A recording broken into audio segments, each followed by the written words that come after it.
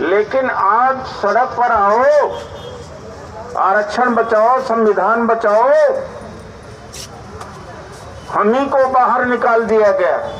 Media में zero, न्यायपालिका, supreme court, high court में हमारी भागीदारी समाप्त, निजी क्षेत्र में हमारी कोई भागीदारी है नहीं, और ईडी, सीबीआई, इनकम टैक्स, ये सारी संस्थाओं में हमारी कोई भागीदारी नहीं, उद्योगों में कोई भागीदारी नहीं, ठेकेदारी में न 5 सितारा होटल के मालिक हम हैं, न उद्योग के मालिक हैं।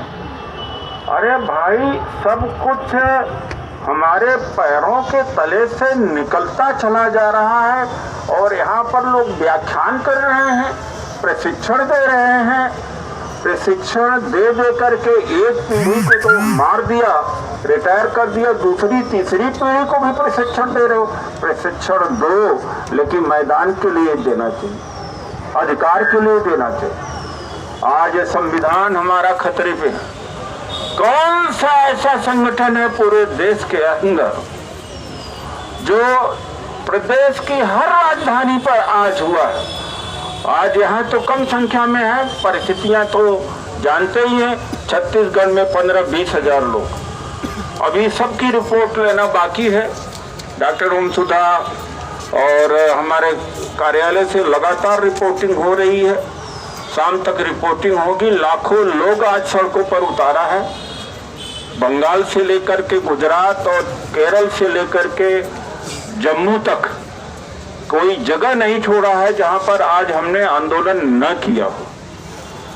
लेकिन आंदोलन करना, सही बात करना, अधिकार की बात करने में मजा नहीं आता। जैसे फिल्म में अगर आप साधारण जीवन दिखा दो तो कोई नहीं देखेगा, लेकिन मसालेदार और मेकअप करके और हीरो मार रहा, उड़ रहा है आदमी, ऐसे को लोग देखते हैं। तो ऐसे ही हमारे लोगों में है जो बड़ी बड़ी बातें करेंगे कि बातों में धज्जियां उड़ा देंगे, बातों में हुक्मरान बन जाएंगे, बातों में देश के बाहर निकाल देंगे, बातों में सत्ताधारी बन जाएंगे। वहाँ ज्यादा हमारे लोग आकर्षित हो जाते हैं, धरातल पर कम, व्यवहारिकता पर कम। 1997 से 5 आरक्षण विरोधी आदेश के खिलाफ हमने लड़ा, 3 संवैधानिक संशोधन हमने कराया। कौन काम किया है? निजी क्षेत्र में आरक्षण के लिए बिल पेश किया था संसद में हमने, और उच्च शिक्षण संस्थानों में आरक्षण की लड़ाई 2006 में हम परिसंघ ने लड़ी थी। एम्स को घेरा था, परिसंघ ने घेरा था। जब उच्च शिक्षण संस्थानों में आरक्षण दिया अर्जुन सिंह जी ने, तो एक तरफा यहाँ कार्रवाई होने लगी। तो अर्जुन सिंह जी ने मुझसे संपर्क किया कि बैकवर्ड के लोग तो आते नहीं। तब उन्होंने अपने unofficially advocate, Jabalpur high court के सीनियर एडवोकेट देकर के एक पिटीशन हमसे कैविएट फाइल कराई सुप्रीम कोर्ट में। ये बैकवर्ड की हालत है। और उसके बाद में एम्स पर जो डॉक्टर लोग बैठे हुए थे, वहां से चारों तरफ से आदमियों को अंदर घुसा करके जब छापा एक तरह से मारा तो सारे डॉक्टर धूप में लेट गए थे। ये काम हमने किया था। और उस समय जब विरोध हो रहा था उच्च शिक्षण संस्थानों में, तो यहाँ सत्यप्रकाश यादव जी है, यादव महासभा, सेन सभा, नाई सभा, ये भाटी जी हैं, गुर्जर सभा, 15-16 जातियों का, ये जयचंद गोला प्रजापति सभा, इन सारे जातियों के संगठनों को हमने बुलाया। हमने कहा भाई आप लोग चुप क्यों हैं? अगर केवल दलित लड़ता है तो हमें कहेगा कि आप हमारा भी उपयोग वहाँ भी करते हो, अपने लिए भी करते हो। फिलहाल कहा कि एक वो बना, फ्रंट बना, जिसका चेयरमैन मुझे बनाया। कहा बैकवर्ड लड़ता नहीं, सामाजिक लड़ाई, आप आगे लड़ो, आप हमारा नेतृत्व करो, हम आपको साथ देंगे। थोड़ा बहुत साथ दिया। ये है 2006 की सच्चाई। तो अब बैकवर्ड के कुछ लोग जैसे डॉक्टर सूरज मंडल जी हैं, सुधांशु जी हैं, और लोग तैयार हो रहे हैं, लेकिन समाज अभी जगह नहीं है। अल्पसंख्यक के लोग भी तैयार हो रहे हैं जब से सीए एनआरसी आया है, तो परिसंघ का ये योगदान रहा। हम लेकिन जाति का प्रकोप हमारे ऊपर भी पड़ा, दुष्प्रचार हमारे खिलाफ भी होता रहता है। संसद में जा करके हमारे लोग इस्तीफा दे के भाग रहे। अरे भाई, इस्तीफा दे रहे हो तो सड़क पर जाके लड़ो, कहीं तो जाओ, लड़ना ही नहीं है। 4,500 से ज्यादा एडहॉक टीचर्स दिल्ली यूनिवर्सिटी में है। यह भी लड़ाई हम लड़ना चाहते हैं, समाज को इन्वॉल्व करना चाहते हैं, लेकिन वहां पर हजारों टीचर हैं, सो अपना ग्रुप बना रहे हैं। एक बार नौकरी जब मिल जाती है तो आराम हो जाते हैं। अगर इकट्ठा होकर के इस सरकार की ईंट से ईंट बजा सकते हैं, सबको परमानेंट किया जा सकता है, वो भी है मेरे दिल में।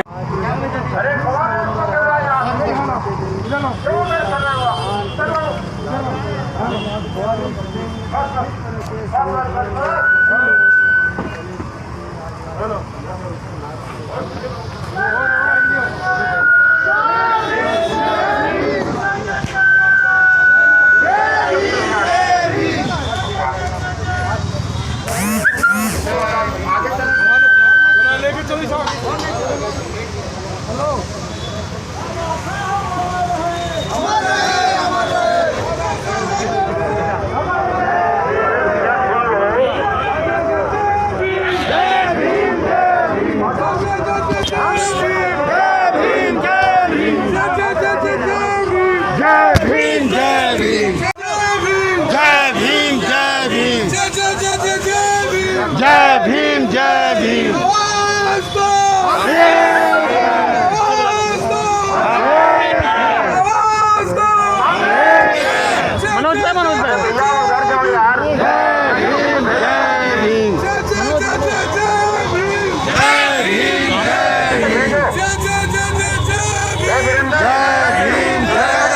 सारे उधर जाओ उधर।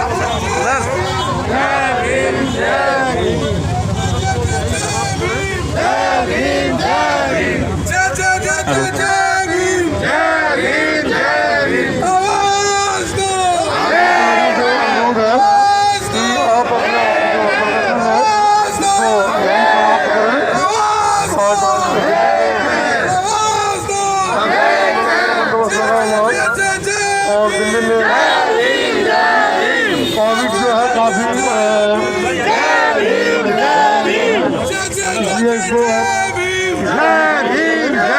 संविधान को बचाना है। भीम जय भीम। ईवीएम को हटाना है। ईवीएम को हटाना है। संविधान को बचाना। सोशल डिस्टेंसिंग मेंटेन करें।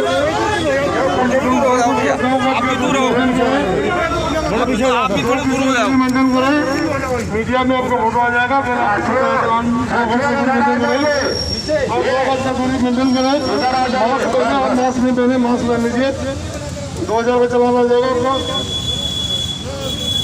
अरे इसे तो खोल दो। और आदमी अपना मास्क पहन के रखें और अपनी सुरक्षा भी करें। कोविड अभी काफी मात्रा में मेरे लिए फैला हुआ है, आप अपनी सुरक्षा भी रखें। साथियों, देखिए, पुलिस से हमारा कोई टकराव नहीं है। हम अपने संवैधानिक अधिकार के लिए कूच कर रहे हैं, जंतर मंतर के लिए, और हम आपसे आग्रह करते हैं, पुलिस प्रशासन से आग्रह करते हैं कि हमें जंतर मंतर तक जाने की इजाज़त दिया जाए। हम लोग बहुत ही पीसफुली इस मार्च को आयोजित कर रहे हैं। वैसे भी हमने अपनी संख्या कम करी। आज हमारी जो मांग है संविधान बचाने का है, और संविधान खतरे में है। आरक्षण बचाने का है, निजी क्षेत्र में आरक्षण दिया जाना चाहिए, और जो तमाम मानवाधिकार और सोशल एक्टिविस्ट जो जेलों में पड़े हुए हैं उनको तुरंत रिहा किया जाना चाहिए। और ये जो सुप्रीम कोर्ट है, हाई कोर्ट है, अन्याय कर रहे हैं, न्याय नहीं कर रहा है। अपराधी को रात में तुरंत जेल से रिहा कर दिया जा रहा है और जो निर्दोष हैं जेलों में सड़ रहे हैं। तो इसलिए यही हमारी चिंता है, यही हमारी आज की मांग है और हम आगे जाना चाहते हैं। हम पीसफुली जंतर मंतर तक प्रस्थान करेंगे।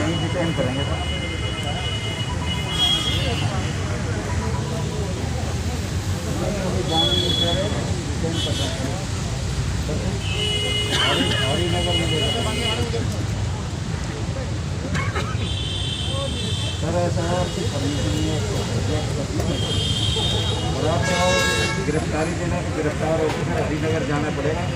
वहाँ FIR होगी, क्या होगा, 8 घंटे तक वहाँ रहना पड़ेगा। ये और देखो इसलिए और किसानों वाला है, कुछ तो कॉपरेट और उनके साथ कॉपरेट वाली बात नहीं है, ये परमिशन नहीं है। जब हम अपने मार्च को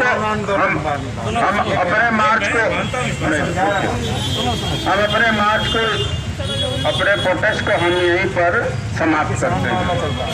हम समाप्त करते हैं यहीं पर अपने प्रोटेस्ट को। 2-3 दिन बाद करना या जब चाहिए आज लेके ऑफिस को वाली बात है। कोई नहीं बना दो ना, अब तो टेम्परेरी जेल है बना रखी, उधर जाके कोविड का टाइम न होता तो जरूर हम जेल जाते, आराम से जेल जाते। तो सभी साथियों को धन्यवाद जो लोग आए, सभी साथियों को। लेकिन ये संविधान को अपने दिल में लेकर के जाइएगा। आज से इसकी बचत करने, इसकी रक्षा करने की जिम्मेदारी आपकी है और किसी की नहीं। कोई राजनीतिक दल नहीं करेगा, ये आप ही कर सकते हो।